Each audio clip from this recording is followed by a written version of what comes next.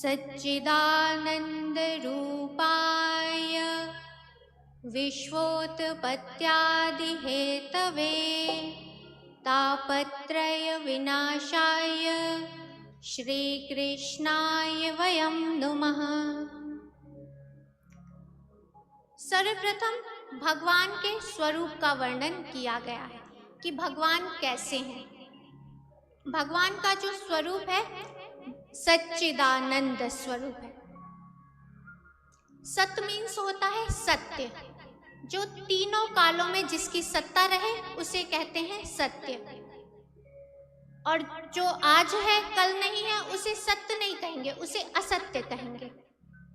तो जो तीनों कालों में रहता है वह कौन है? वह केवल भगवान है।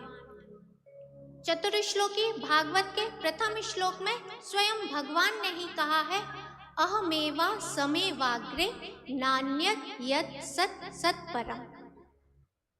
भगवान स्वयं कह रहे हैं कि जब यह संसार नहीं था तब केवल मैं ही था, और इस संसार में जो कुछ भी दिखलाई दे रहा है वह सब कुछ मैं ही हूँ।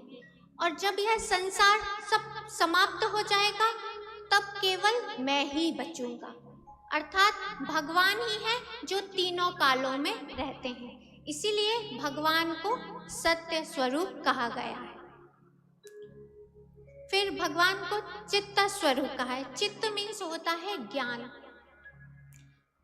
हमें जैसे हमारे शरीर में जितनी भी इंद्रियां हैं उनसे जैसे हमें ज्ञान प्राप्त होता है, जैसे आँख से देखने का ज्ञान, कान से सुनने का ज्ञान, नासिका से गंध लेने का ज्ञान, तो यह जो सारे ज्ञान है यह हमें भगवान ही प्रदान करते हैं, क्योंकि हमारे शरीर के अंदर भगवान ही विराजमान है और वही सब हमें ज्ञान प्रदान कर रहे हैं। यदि भगवान इस शरीर को छोड़कर चले जाएंगे तो यह जो नाक रहेगी लेकिन गंध ग्रहण नहीं करेगी, आँख तो रहेगी लेकिन कुछ भी दिखलाई नहीं देगा, कान कुछ भी श्रवण नहीं करेंगे, हाथों से हम कोई भी काम नहीं कर सकते।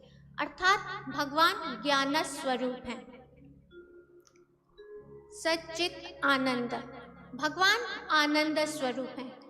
हम जितनी भी चेष्टा करते हैं, कुछ भी कार्य करते हैं, किस लिए करते हैं? आनंद प्राप्त करने के लिए।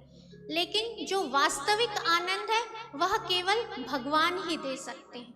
हम संसार में आनंद को खोजते हैं कि आनंद हमें प्राप्त हो, लेकिन जो सच्चा आनंद है वह भगवान ही है।